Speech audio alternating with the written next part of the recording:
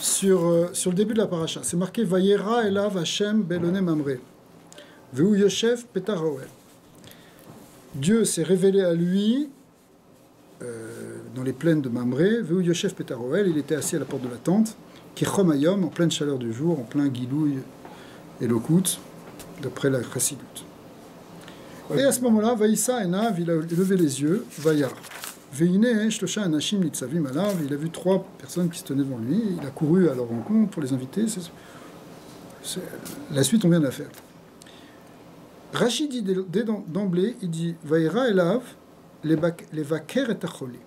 Dieu s'est révélé à lui pour faire Bikur Cholim, pour aller visiter le malade. On est dans la paracha de Bikur Cholim, on est dans la paracha de Achnasat Ochim, on est dans la paracha. Beaucoup de mitzvot qu'on apprend de Chesed, de Gemilut Chassadim, on les apprend de cette paracha. Maintenant, pourquoi il est malade? Parce qu'il vient de faire la circoncision 3 jours avant, et on sait que 3 jours après la circoncision, on l'apprend d'un pasouk là-bas dans l'histoire de Shrem, que c'est le moment où on est le plus affaibli. Donc, on sait qu'Akadosh Baruch Hu, il a fait à ce moment, on raconte au Midrash qu'il a fait sortir le soleil parce que il ne voulait pas qu'il ait d'invités. Avraham Avinu qui voulait toujours avoir des invités, alors Hachem lui a dit, il va rester tranquille, on va faire sortir un grand soleil, comme ça tout le monde va rester chez soi. Mais malgré tout, Avraham Avinu il se met à la porte de sa tente, alors Hachem il lui envoie ses malachim. Le rabbi il a fait une très belle sikha là-dessus. Ouais. Oui, le 3e jour, c'est pareil, parce qu'il s'ouvre, c'est aussi passer Delecha Teva, et que au début c'est la famille qui vient, les proches, elle fait tout un... Oui. Et le 3e jour, tu vois, c'est pour que ça reste dans le Delecha Teva, parce que les gens commencent à aller mieux le 3e jour. Donc pour pas que ça soit... il ne faut plus pleurer. Pour pas que ça soit un miracle, ça paraisse comme un miracle, il est habillé dans le Delecha Teva. Parce que ça, tout rentrait dans le Delecha Teva, c'est pour ça que ces anges, ils avaient l'air des hommes, etc. Exactement. Et qu'ils ont pris le derrière qu'ils mangeaient, alors qu'en fait... Alors maintenant, on va voir un inyan sur la refoua, et c'est quelque chose de très important, parce que sur la guérison, on va voir le principe spirituel ici de la guérison, parce que Dieu vient pour visiter le malade. Visiter le malade, normalement, c'est pour l'aider à aller mieux. Le maladie, on prend un 60e de la maladie, etc. En tout cas, on vient le soutenir moralement, on vient lui remonter le moral, ce qui aide à la guérison. Parce que quand on est déprimé, ça aide pas. D'accord ? Et c'est de là qu'on apprend Bikur Cholim. Voilà, on apprend de ces versets-là. Maintenant, c'est marqué dans le Ateret Zvi, Mizitchov, qui est un grand chassid dans les premiers grands élèves de Chassidut. Là-bas, il explique sur la paracha des Tevat Elav Avaya, Vayar Elav Hashem, Elav Hashem. Quand tu prends ces 2 mots, Vayar, pas Vayar, mais Elav Hashem, ça fait Gematria Chochma. Chochma, c'est-à-dire la sagesse. Il y a un guilouille ici de ce qu'on appelle la Chochma, et on va voir. On va rentrer dans quelque chose d'un petit peu Alpi Kabbalah, un peu d'après la Kabbalah, mais ça va permettre de nous donner une idée un peu plus concrète. Enfin concrète, en tout cas spirituelle. Venire les Vaer Enyan, Alpi Madeita Ba'arizal. Ça veut dire quoi ici? D'abord qu'il y a eu un guilouille de Chochma. Chochma, ça veut dire c'est quelque chose de profond, c'est quelque chose d'essentiel. Vous savez, on parle toujours, il y a la Chochma, il y a la Bina. La Bina, c'est déjà les explications, c'est déjà... On rentre dans quelque chose qui est plus de l'ordre des détails et de l'analyse intellectuelle. La Chochma, c'est la perception directe, c'est la compréhension, c'est la conscience supérieure. D'accord ?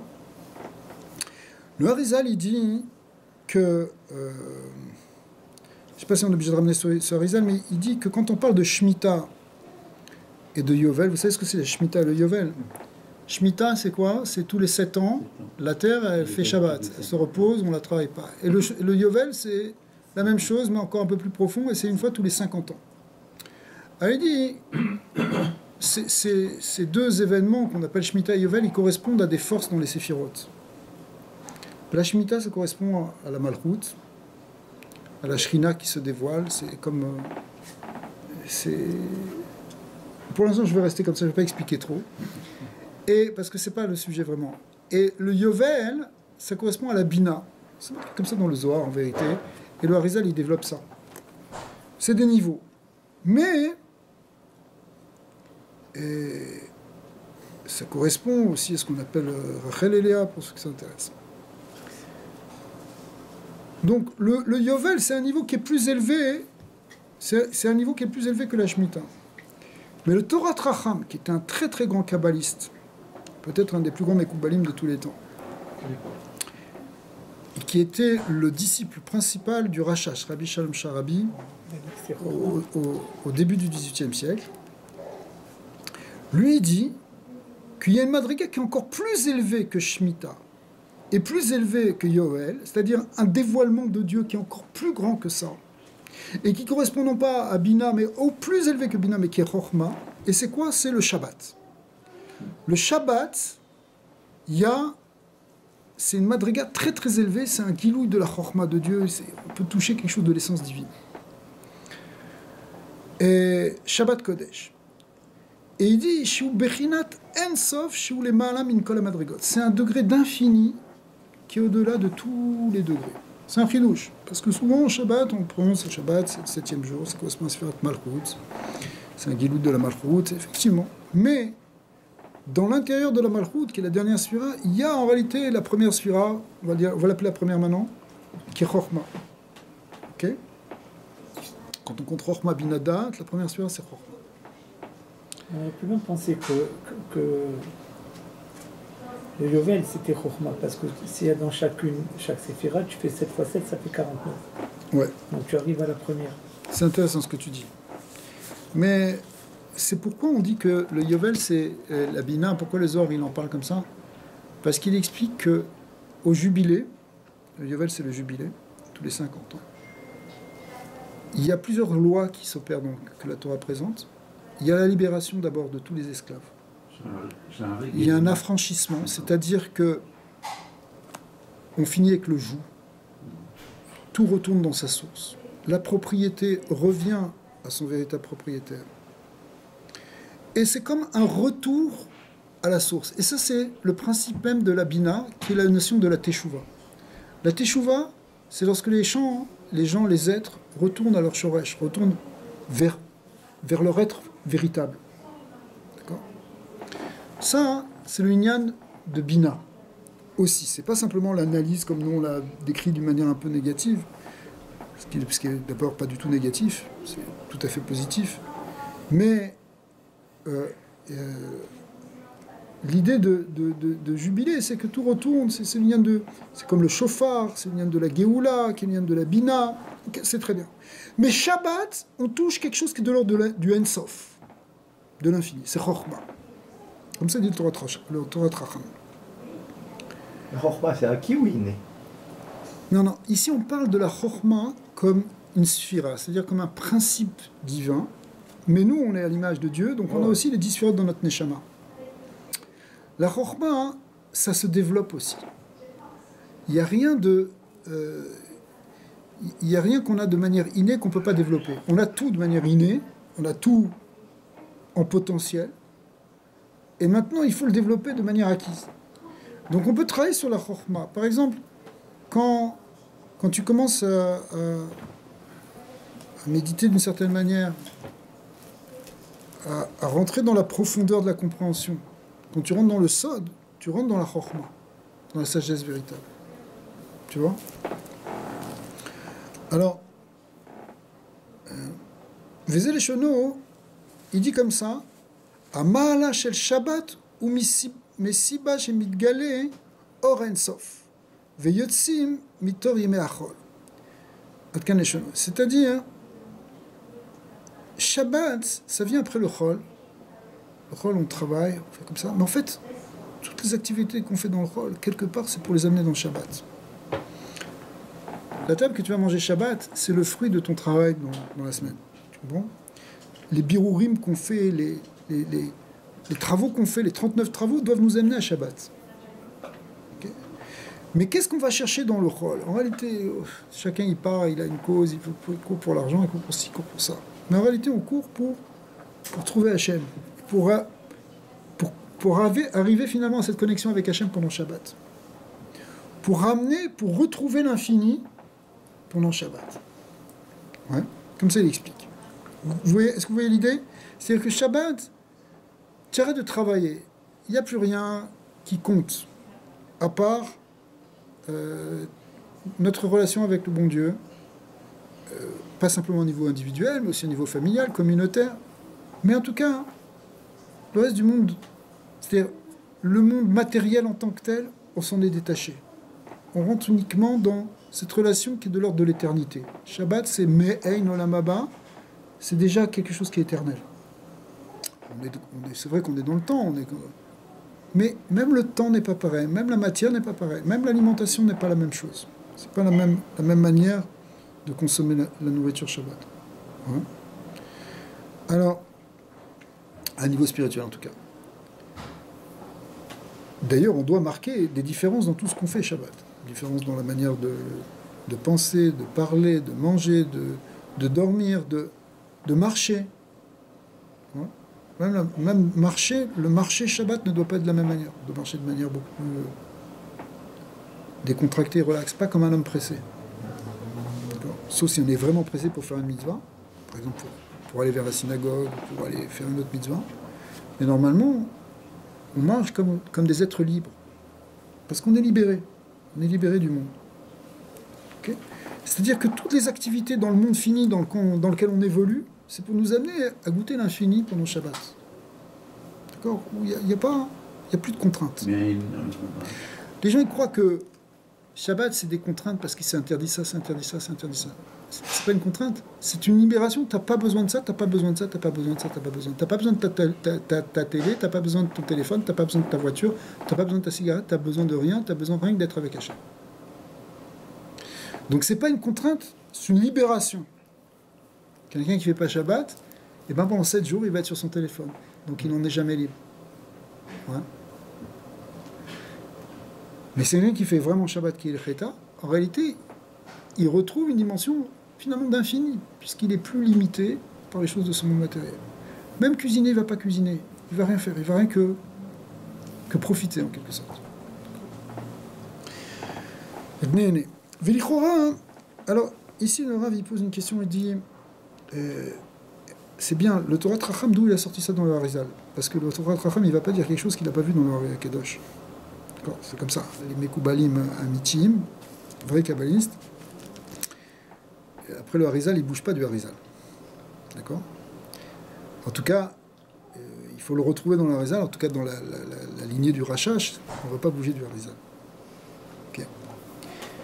Et alors, peut-être je vais vous lire un peu rapidement, mais peut-être je devrais vous l'épargner parce que c'est un peu technique au niveau kabbalistique pour ceux qui connaissent. Mais en tout cas, le mécor de ce qu'il dit, c'est marqué dans Shara Kavanot. Shara Kavanot, c'est un grand sefer de Raphaël Vital, c'est sur les Kavanot des mitzvot et des tfilot. Que Shabbat, Olinzun Adaba Atzmo, que Zeran Pin et Nugva, c'est-à-dire les parsoufim inférieurs, ils remontent jusqu'au niveau de Abba, c'est-à-dire jusqu'au niveau de Chochma. Tout remonte, c'est comme si les principes qui dirigent le monde, ils remontent au niveau de Chochma, c'est-à-dire c'est ce niveau de Chochma qui va être maintenant directeur du monde. C'est lui qui va fonctionner pendant Shabbat. On va fonctionner avec la force de Abba, c'est-à-dire de Chochma. Et comme c'est marqué dans le pasuk où Shmartem et Shabbat qui Kodesh Ilachem. Vous garderez le Shabbat, c'est un des versets. Et car le Shabbat, il est Kodesh. Shabbat Kodesh. D'accord? Or, le mot Kodesh, Kadesh, ça correspond à quelle sphira, toi qui es spécialiste? Ça correspond à Chochma. Kadesh Likol Bechor, c'est Chochma. D'accord? Le mot Kadesh, Kedusha, c'est Chochma. Tahara, c'est Bina. Kedusha, c'est Chochma. D'accord? Kodesh, c'est Chochma. Donc, là-bas, le Harizal, il dit que c'est Kodesh Shabbat. Ça remonte au niveau de Chochma, que Kodesh, c'est Chochma. C'est ça la preuve. Donc, on a trouvé une source. Or, dans la pnimiut de la Chochma, au fond de la Chochma, l'essence de cette Chochma, c'est-à-dire de cette sagesse profonde, l'essence de ça, ça s'appelle Atik. C'est un niveau de Keter, c'est un niveau de Keter, c'est un niveau le plus élevé. C'est marqué dans Sifra des Sniuta que Atik ou Bechinat Ensof. Atik, Atikiomin. Ouais, Atikiomin, l'ancien des jours. Ça représente la pnimut de Keter. C'est en réalité le Ensof. Donc dans la Chokhmah, il y a le Ensof. La vraie sagesse, c'est la conscience de l'infini. Si tu ne perçois pas l'infini dans les choses, c'est que tu ne vois pas les choses avec la Chokhmah. Tu peux les voir avec d'autres attributs intellectuels, comme la Bina, comme le Da'at. Mais Chokhmah, c'est la conscience de l'infini qu'il y a dans chaque chose. Par exemple, je peux analyser ce verre et dire, voilà, c'est du plastique, ou je peux le décrire, il est rond, il est fait avec des atomes. Le voir avec l'œil de la Chokhmah, c'est voir qu'il est ce qu'on appelle Yesh Mi'ain, qu'il est créé à chaque instant par le Créateur, par sa volonté, et qui sort du néant à chaque instant. Du Haïm, qui n'est pas vraiment néant, mais enfin, de quelque chose qui est au-delà de la création. Quand je vois ce verre ainsi, et quand je vois toute la réalité comme ça, c'est que mon cerveau Chokhmah, il fonctionne. D'accord ? Ça, c'est la profondeur de la Chokhmah. Quand tu vois comme ça, quelqu'un qui voit comme ça, le tzaddik qui voit comme ça, il est dans la pnimiut de Chokhmah, c'est-à-dire Bichinat Atik, Bichinat Ensof. C'est cette façon de s'annuler. Chazak, on va y arriver, parce que ça va être ça la Nekuda. Et comme ça, il explique le gras sur le Sifra Desniuta. Olé Beyadenu. Donc, conclusion. Shabbat Kodesh, Ibechinat Chokhmah, Ibechinat Atik, Ibechinat Ensof. Adkan. Le Harizal, il a écrit, sur Parashat Vaïrash, chez nous, sur la mitzvah de Bikur Cholim, la visite des malades, le sens kabbalistique ou la kavana kabbalistique qui se cache derrière. A Cholé Nimshar, écoutez bien, Michem même tête. Le Cholé, il vient d'un nom de 49 lettres. C'est quoi le nom de 49 ? Pas 49 lettres, de valeur 49. C'est quoi 49 ? C'est en fait le nom Ma, Shem Ma qui fait... Combien ça fait Ma ? 45. Comment t'écris Ma, Shem Ma ? C'est Yud Ke Vav Ke écrit avec des alphines. Yud, Vav, Dalet, et Aleph, Vav, Aleph, Vav, et Aleph. Ça fait 45. Plus les 4 lettres du Shem Yud Ke Vav Ke, parce que c'est le Shem Yud Ke Vav Ke qui est derrière tout ça. Yud Ke Vav Ke, parce que le Yud, tu peux l'écrire Yud. Et le Yud, tu peux l'écrire Yud Vav Dalet. Le E, tu peux l'écrire E, ou tu peux l'écrire E Aleph. Ou E, ou E Yud. Mais ici, c'est E Aleph, c'est mon Shemma. Le Vav, tu écris Vav Aleph Vav. Donc en réalité, ça fait une gématria de 45, plus les 4 lettres, 45 et 4, ça fait 49. La maladie, elle vient de ce Shem-là. Bizarre. Écoutez bien. V, ça pourquoi ? Parce que le mot cholé, malade, shalom, il fait 49 en gématria. Et alors, quel rapport ? Parce qu'en fait, ce 49, c'est qu'il lui manque quelque chose. Le Yovel, c'est 49 plus 100. Alors on va voir justement. Il lui manque le Yud. Il lui manque, pardon, le 50e niveau. Le Shar Nun, la 50e porte. Ou la Zeiralo Acholi. Le fait que quelqu'un, il n'est pas connecté avec la 50e porte, et on va voir ce que ça représente ici, c'est que ça qui est générateur de la maladie. C'est-à-dire le shoresh spirituel, la racine spirituelle de toute maladie. Et quand on va visiter le cholé, on essaye de lui faire descendre sur lui cette 50e porte pour le guérir. Parce que quand on passe de cholé, on rajoute cette 50e porte, ça y est, on sort. C'est ça qui va amener, ce qu'on souhaite, c'est amener la guérison ainsi. Et là, le Shemma, il est complet, parce qu'il a les 45, plus les 4, plus le 1 qui représente le Or En Sof, qui le remplit complètement. Vous savez, dans la Gematria, on parle du Kollel. Le Kollel, ça représente le Or En Sof, qui inclut tout et qui est inclus dans tout. Et c'est ça qui amène la guérison. Physique. Après physique, parce que l'origine de la maladie... Elle est spirituelle. Elle est spirituelle, après elle peut être psychique, elle peut être après physique. Là, une maladie vraiment physique, elle provient d'abord du matériel, du spirituel. Et souvent, maintenant, tu as toute une branche de la médecine qui essaye de travailler sur la psychosomatie, c'est-à-dire d'essayer de trouver le stress qui se cache derrière ça. Donc au niveau psychique, tu as eu un conflit, tu as eu une angoisse, tu as eu une peur, tu as eu un syndrome de quelconque au niveau psychologique. Si tu ne le règles pas au niveau psychologique, ça risque de s'imprimer dans ton corps. C'est le principe de la psychosomatie. Mais quand on traite, quand on veut aller vraiment loin dans la guérison, et peu de thérapeutes arrivent jusque-là, il faut aussi même aller plus loin que ça, la cause spirituelle de ce stress psychique. Pourquoi ça t'arrive? Qu'est-ce que tu dois faire avec ça au niveau de ta neshama, au niveau de ton essence? C'est tout le temps le manque à Emouna. Alors, alors tu peux le dire comme ça, on va voir, au niveau de la Emouna. C'est le même pour tout le monde. Alors, Khazak, on y arrive. C'est qu'effectivement, ce qui va manquer, c'est une déconnexion avec ce Sha'arnoun, avec cette 50e porte. Qu'est-ce que c'est cette 50e porte? Khazak. C'est Sha'ar Hamishim ou Netiv le Yadou Ayet, Shiu Bechorma. Ou Pnimiut Achorma, ou Pnimiut Ati, comme on l'a dit, Shiu Bechinat Ensof. Nimsa de Ikar Refoua, Nimsheret mi Bechinat Ensof.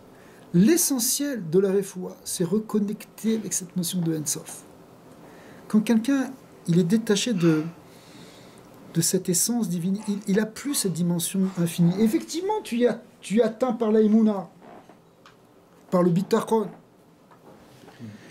Si tu penses que... voilà, quelqu'un peut avoir un stress à cause de la parnassa. C'est dur la parnassa, il faut payer les factures et ça ne marche pas comme ça, et le truc est comme ça. Donc il stresse. Tu stresses. À la fin, la personne, Chas v'Shalom, elle en fait un conflit, elle en fait une maladie. Ça peut arriver, il y a plein de gens qui font ça.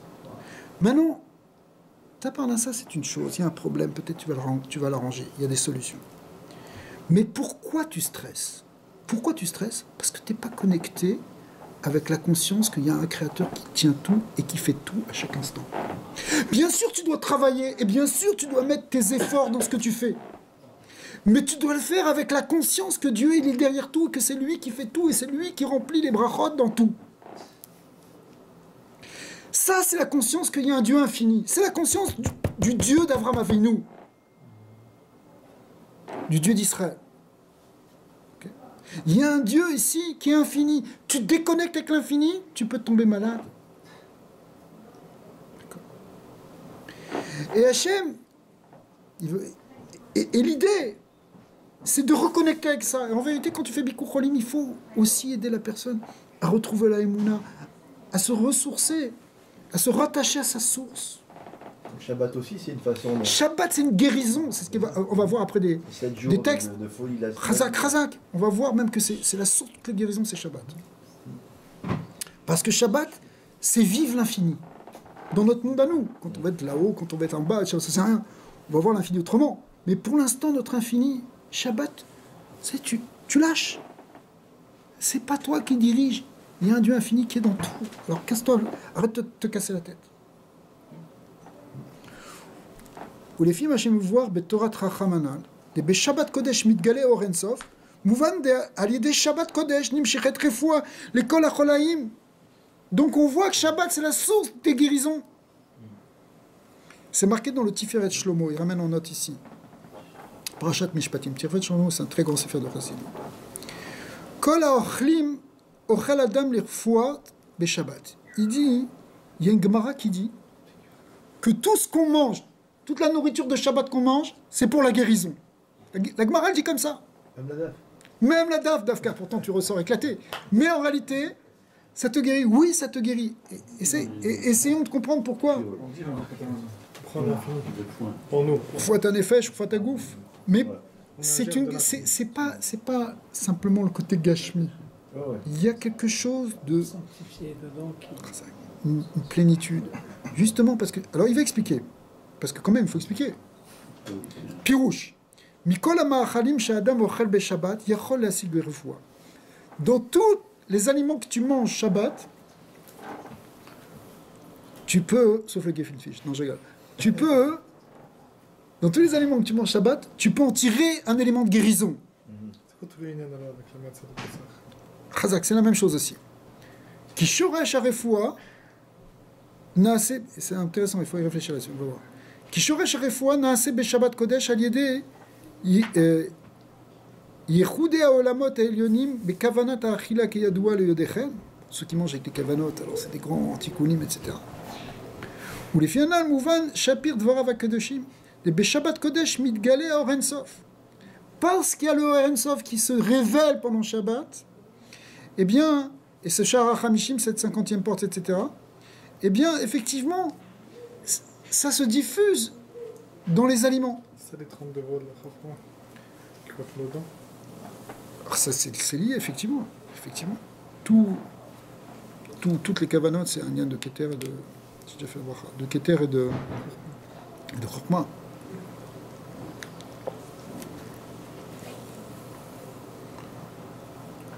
Iné katav Rav Akadosh mikomarma. Komarna, il dit, dans Echal Bracha, il dit que quoi? Au nom du Baal Shem Tov.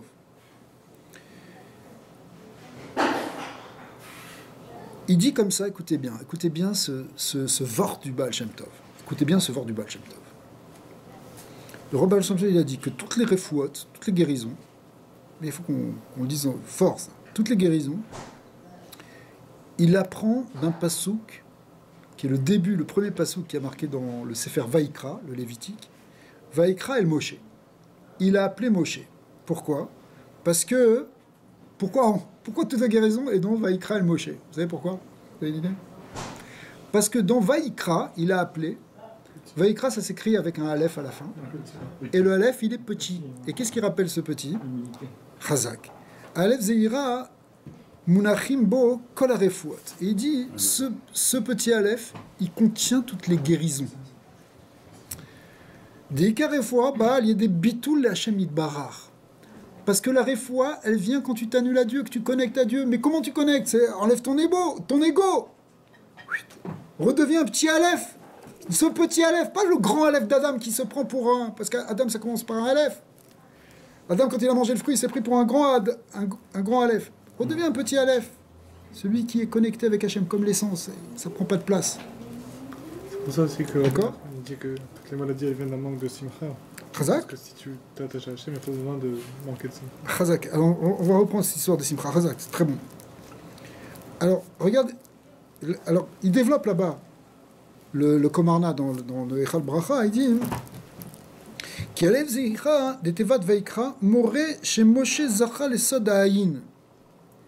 Lui, Moshe Rabbeinu, il est arrivé au Ha'ayin. Le Ha'ayin, c'est justement, c'est pas le néant au sens négatif. C'est ce qu'il y a au-delà de l'être. C'est l'essence. Ouais, l'essence infinie. Alors là-bas, il explique en profondeur. Ulachen, Efshar Lehavin, Ma Shermes be Sefer Likutei Torah, Parashat Vayera. Likutei Torah ici, c'est du Harizal. דהייתה שם בטעמי מצוות, במצוות ביקור חולים, אז זה לשונה, החולה נמשך משם מ"ט שהוא שם מה וארבע אותיות, comme ça il ramène le même Harizal qu'on vient de développer, ומ"ט כמדיין חולה, לפי שחזר ממנו שער נון, parce qu'il manque la שער נון, ולזה אירע לו חולי, c'est pour ça qu'il est tombé malade, והכוונה תהיה להמשיך לו שער נון, donc il faut amener ce שער נון, ça c'est le Harizal, ועל ידי זה יתרפא החולה, והוא בכללות של שם מה, etc. Donc il ramène le même Harizal. Il est basé sur la même chose. Maintenant, c'est marqué aussi, il ramène aussi que Pa'amachat Haïtim Etzel Morenu à Kadosh le Chosé Milouvlin, Ishmatu Beginzé Meromim. Et il y a un gars qui est venu le voir, qui avait des problèmes psychique, un fou en fait qui est venu le voir. Le Chosé du Moulin, c'est l'un des plus grands, parmi les premiers chassidim, c'est l'un des plus grands maîtres. Donc il y a quelqu'un qui est venu le voir parce qu'il a des problèmes, une maladie psychiatrique en fait. Et il lui a dit, tu vas apprendre une Mishnah.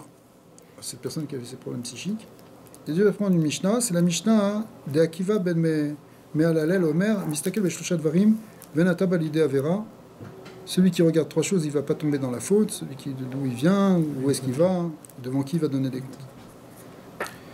Là-bas, hein, il y avait dans le bureau où le rabbi où le Chosé du Lublin était en train de donner ce tikkun à cette personne-là qui avait un problème, il y avait le Rav David Milelov, le premier grand rabbi de Lelov. Et il a demandé, c'est quoi le pshat? Marlo, alors qu'est-ce qu'il lui a répondu? Le Chosé lui a dit pourquoi il lui a donné cette Mishnah en fait. Il a dit, chez Kol Arefouot, Em Samim Ameurerim Lechimum ou les Tsanen. Ici, il donne une définition des médicaments qui est très intéressante, parce qu'elle est probablement valable encore jusqu'à nos jours. Il dit, c'est quoi un médicament? En fait, c'est un principe actif qu'on trouve dans la nature, que ce soit dans des minéraux, dans des végétaux. Aujourd'hui, on les fabrique de synthèse, éventuellement, bien que la grande majorité n'est pas fabriquée de synthèse. Et puis, on l'accompagne, alors ça c'est dans un langage un peu plus ancien, on l'accompagne avec quelque chose soit qui va réchauffer, soit qui va refroidir, suivant les besoins. Voilà. Mais qui va amener soit, parce que le corps a besoin de chaleur, chaleur ici c'est pas encore quelque chose qui va donner au contraire de l'énergie, ou au contraire qui va calmer l'énergie. Des fois tu as des choses qui sont plus stimulantes ou des choses plus apaisantes. C'est ce qu'on appelait le chaud et le froid avant. Donc c'est ça le principe des médicaments. Il y a un principe actif avec quelque chose qui apaise ou qui au contraire éveille. Suivant l'organe, s'il y a un organe qui a besoin d'être stimulé ou au contraire d'être calmé. D'accord. Ou Olam Katan. Or, l'homme, c'est un microcosme. Olam Katan. C'est un monde en petit. Ve'eshbo kol azraim ve'asavim. Alors, il a posé une kusha. Il a posé une question. Dans son explication, il pose une question. Il dit, l'homme, c'est un petit univers à lui tout seul. Donc en nous, on a des minéraux, on a des végétaux, on a des animaux, on a tout. On a tous les règnes en nous. D'accord? Ça veut dire, on a toutes les molécules en nous. Écoutez bien parce que c'est super cette idée. Lama lo yitrape me'atzmo le'arev kol hakochot. En fait, on a tous les éléments pour guérir. On peut le chercher ailleurs. Tu as besoin de lithium. Tu en as du lithium en toi. Pourquoi tu as besoin de prendre une pilule avec du lithium? D'accord? Du magnésium. Tu n'en as pas du magnésium? Ah, tu as un manque de magnésium. Mais pourquoi tu ne produis pas assez de magnésium? Mais tout, tu as en toi. Alors pourquoi on ne peut pas trouver les solutions en nous? En vérité, on peut. Et là, chez Michamat, Gavato, chez Eno Yachol, le Ashpil et Tatsmo, l'Imso d'avoir Katan, Bedakut Kolka. Tu n'es pas capable de te diminuer, de t'abaisser, alors tu ne vas pas trouver ces petites choses en toi. Quelque part, l'effacement, l'annulation devant Dieu, ça permet de faire sortir toutes ces choses-là. C'est comme si on prenait trop de place et on empêche de produire les bonnes choses. On empêche les choses de trouver leur équilibre et de trouver leur place. Parce qu'on ne s'est pas effacé. C'est pour laisser la place en réalité à l'harmonie divine en nous. C'est vrai que toutes les maladies elles viennent de là, mais il y a des facteurs exogènes qui font que, par exemple, là, les neurotransmetteurs ils diminuent, ou que le lithium il diminue, tu vois, comme il y a la tristesse, des choses comme ça. Bien sûr. Bien sûr. Il y a tout à... Par exemple, dans la médecine telle qu'elle est présentée par le Rambam, dans l'Yad Chazaka, dans le Chod Deot, il donne des conseils diététiques. Il dit qu'il faut manger d'une certaine manière, certains aliments qu'il faut éviter, d'autres qu'il faut éviter en été, d'autres qu'il faut éviter en hiver. Et il dit, et si tu manges que des bonnes choses, des choses saines, telles qu'il nous les donne, et si tu n'en manges pas trop, parce que si tu manges des choses pas bonnes, ou si tu manges des choses bonnes mais en trop grande quantité, je te promets que tu ne vas pas tomber malade. Je te signe, tu ne vas pas tomber malade. Sauf évidemment, si c'est une période d'épidémie, alors là c'est autre chose. Mais dans un environnement sain, un environnement sain, sanitairement sain, à peu près bien, ce qui est peut-être difficile à trouver, j'en sais rien. Mais en tout cas, toi tu ne vas pas générer de maladie. Okay. Alors, l'idée, elle est là. En fait, quelque part, c'est ce déséquilibre interne. Et toi, tu avais raison de ramener l'idée là de... Il y a plusieurs torotes de Rabbi Nachman, où il explique que tout dépend de la simcha, parce que la simcha, c'est elle qui est la musique en réalité de l'univers, qui est la musique de notre corps, de nos pulsations, de nos battements. La Sarah d'Efekim, toutes les pulsations qui sont en nous, et que quand on dérègle, parce qu'on a un dérèglement de la simcha, on dérègle l'harmonie intérieure, on dérègle ensuite, du coup, nos pulsations, et c'est ça qui génère toutes les maladies. Mais elle dépend de la émouna, la simcha. Alors la émouna, après, ça dépend de la simcha. Il y a plusieurs facteurs qui peuvent affecter la simcha, mais d'où la mitzvah d'être besimcha tamid, c'est vital. Il faut être tout le temps besimcha, parce que sinon, chas v'shalom, tu tombes malade. D'accord ? De se forcer. Le kilkou, la simcha, endommager la simcha, ça a une répercussion finalement sur le gouffre, sur la chas v'shalom, sur la santé. Mais ici, c'est un peu la même chose. C'est-à-dire que, d'après cet enseignement du Baal Shem Tov, qui est repris ici par ses élèves du Baal Shem Tov, c'est de dire que, parce que tu as pris trop de place, tu n'étais pas ce petit Aleph, du coup, les petites choses qui sont en toi, elles ne peuvent pas fonctionner comme il faut. Vous voyez l'idée ? Toi, tu te prends... Tu sais, il y a un principe, la Gemara, elle dit, si toi, tu crois que tu es... avant toute la création, que tu es au-dessus de tout le monde, comment tu dis que les bretelles, là, que tu crois que tu es au-dessus tu te pètes les bretelles. Si tu crois que ça, alors le petit moustique, il va te montrer que lui, il a été créé avant toi. Le petit moustique, comme l'histoire avec Titus, il est rentré dans le nez, il l'a rendu fou. D'accord ? Laisse de la place à Hachem. Laisse de la place à Hachem. Tu laisses le principe infini qui va harmoniser, qui va laisser sortir toute la richesse qui est en toi pour guérir. Tous les médicaments, ils sont en nous. Ouais, c'est une idée fabuleuse. Aujourd'hui, il y a beaucoup de gens dans la médecine alternative qui s'orientent vers ça, qui essayent de dire le corps, il a ses solutions. Parce que Dieu, il a tout mis en nous, puisqu'on a un petit cosmos. Alors on a tout en nous, c'est ça le Vort ici qu'ils disent.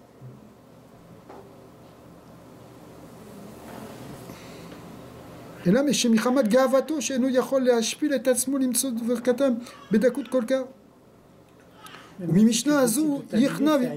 Comment tu le fais ? Là, si je m'annule, il y a je. Oui, mais justement, alors après, il y a des niveaux de bitoul. Le vrai bitoul de Chokhmah, c'est qu'il n'y a plus de je. C'est bitoul bemetsiout. L'annulation de soi. Tu arrives comment ? Il y a l'annulation de l'ego, bitoul ayesh. Ça, c'est un premier niveau. Arrête de te prendre que tu es plus intelligent que les autres, tu es plus fort que les autres, arrête de croire que ça dépend de toi et que les autres, c'est rien. Ça, c'est du yesh. C'est de l'ego, on dirait aujourd'hui. Okay ? Donc ça, premier niveau. C'est un niveau de bina. Tchouva. On va être humble devant le Créateur. Deuxième niveau, Chokhmah, enfin deuxième niveau, plus loin, c'est qu'il n'y a rien que Dieu qui existe. Ton existence, c'est qu'une partie de l'existence divine. Ce genre de méditation, ça s'appelle Bitoul Bemetsiout. C'est plus que Bitoul Ayesh. D'accord ? Yehudaïla, c'est déjà quelque chose de plus profond. Okay. Mais, c'est pour ça qu'il lui a donné cette mitzvah, cette Mishnah à réviser ici. Cette Mishnah c'est une Mishnah pour te... Sache d'où tu viens, d'une goutte puante, etc., d'où tu vas dans le kever. Donc tu t'arrêtes complètement avec ton yesh. Et c'était la manière de le guérir. Hein. D'ailleurs, il y a tout un... Le Rav, je crois que c'est le Rav Ginsburg, il a sorti il y a quelques années un sefer une approche thérapeutique, justement, psychologique, selon le Baal Shem Tov. Et ça commence d'abord par la notion de bitoul. Tu as des problèmes psychologiques, alors tu peux aller voir un psy, bien sûr, tu peux voir un thérapeute. Mais la première technique que le bon Baal Shem Tov dit, c'est d'abord bitoul. Et après, tu reconstruis. Mais d'abord, fais preuve d'humilité vraiment. Tu comprends ? Les problèmes, ils viennent parce que... C'est le problème de l'orgueil, c'est ça la maladie. Parce qu'en fait, tu te coupes de l'infini avec l'histoire de l'orgueil, avec l'histoire de l'ego. Tu vois ? Donc, c'est l'idée. C'est pour ça qu'il faut arrêter de... Il faut arriver à la simplicité. Ça, c'est c'est l'essence de la Torah chassidique.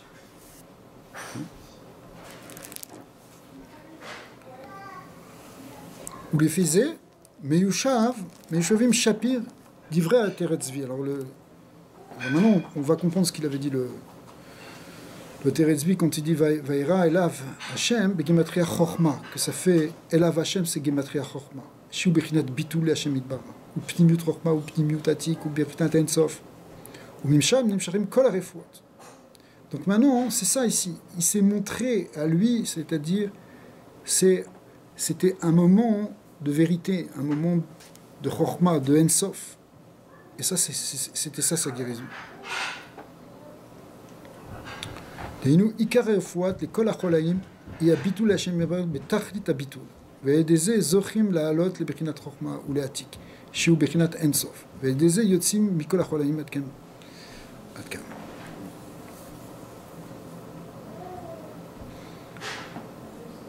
Alors, on continue un petit peu ou...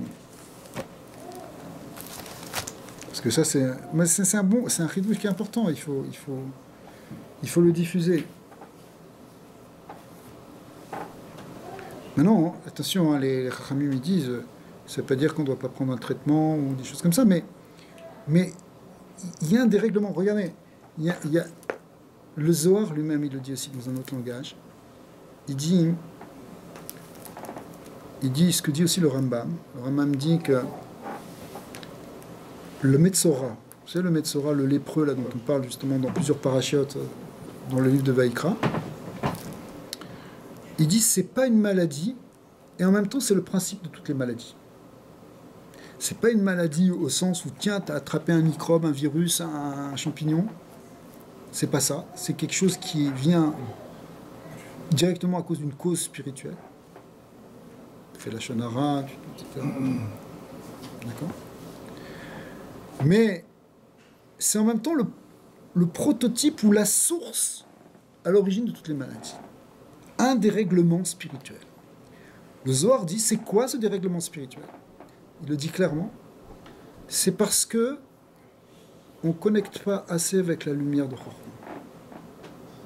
Le fait qu'il n'y a pas de lumière assez de Chochma, de Abba, de Chochma, qui brille sur cette personne, c'est ça qui crée la Metzora. Et le tikkun, c'est qu'il aille voir le Kohen, parce que le Kohen qui est du tzad du Chesed, qui est du côté du Chesed, il reconnecte avec la Chochma. Il y a Chochma et Chesed juste en dessous. Il reconnaît. Oui.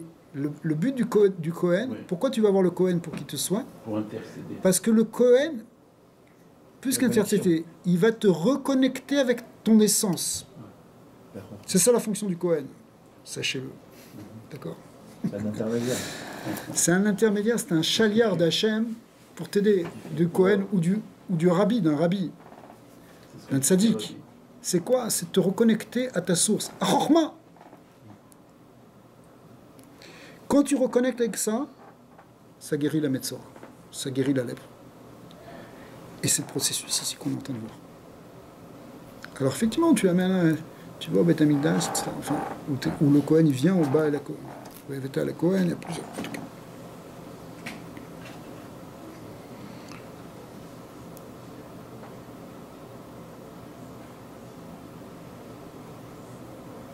Donc on va arrêter là-dessus. Je préfère qu'on arrête sur seulement rideau, je vais faire vite. Hein? Alors maintenant, on va concrètement, on va rester sur ça et on va rentrer dans la Simchat Shabbat. C'est-à-dire que Shabbat, on va manger et chaque bouchée qu'on va manger, on va penser que c'est une guérison spirituelle pour notre âme et pour notre corps et pour toute la Israël. D'accord ? Parce que si tu penses même aux autres, tu peux amener de la guérison pour les autres. C'est par exemple, tu peux... Des fois, tu peux faire quelque chose d'un tikkun quand tu manges pour d'autres personnes, tu sais. Nous, on voit ça, par exemple, quand on mange les Ilou Nishmat. D'accord ? Et bien, tu peux manger même pour la réfoua, tu peux manger pour spécifiquement Shabbat. D'accord ? Tu peux faire pour quelqu'un ou pour quelqu'un ou pour tout, ou tu peux l'offrir pour toute la Israël. Et tu peux faire une souda pour la réfoua de quelqu'un. Ça se fait. D'accord ? Ouais.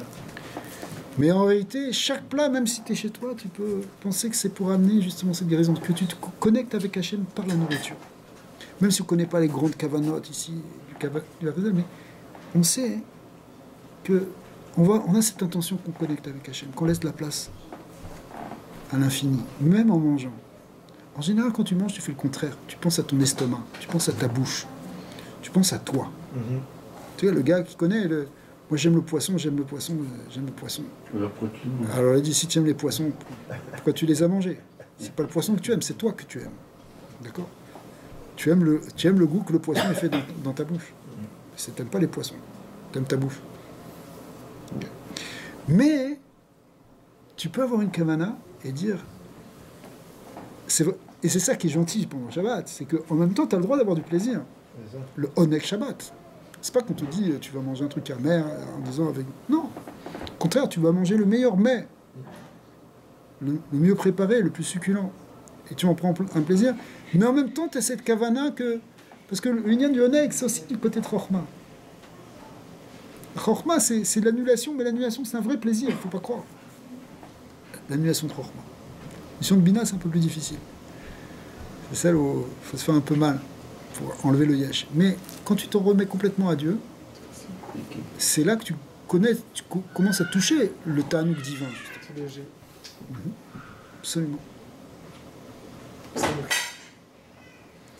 Wacha, Mazel Tov.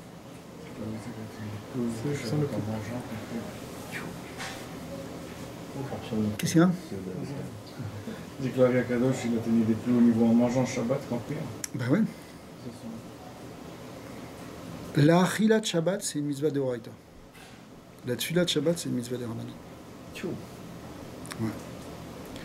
Prier, c'est de Horaïta, mais le fait de faire les Shachit, Moussaf, c'est des Ramani. Alors que l'Achila, c'est de la Rishona, c'est de la Shniya, en tout cas, c'est de Horaïta. C'est de la Shlishit, c'est de Marplaket. Il faut les Seuda Shlichit, il faut Melave Malka. Melave Malka, c'est la plus grande Seuda.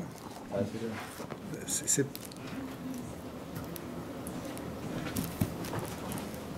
C'est bien, hein. Hachem nous donne des mitzvot qui sont agréables. Mais Shabbat Kodesh, c'est pour ça il faut... Toute la semaine, il faut penser à Shabbat. Les 3 jours qui précèdent Shabbat, on attend Shabbat. Les 3 jours qui suivent Shabbat, on vit avec le souvenir de Shabbat. Mais Shabbat, c'est la connexion avec l'infini. Et en fait, même dans la semaine, on doit avoir cette connexion. C'est pour ça qu'on doit se souvenir de Shabbat dans la semaine. D'avoir, Zachor, tiens, ma Shabbat, les Kadesho. Ayom Rishon le Shabbat. Pourquoi on fait tous ces psaumes-là? On doit savoir que pourquoi ça s'appelle Yom Rishon, pourquoi ça s'appelle dimanche, parce que c'est le Yom Rishon par rapport à Shabbat. Bezrat Hashem. Amen, amen, amen.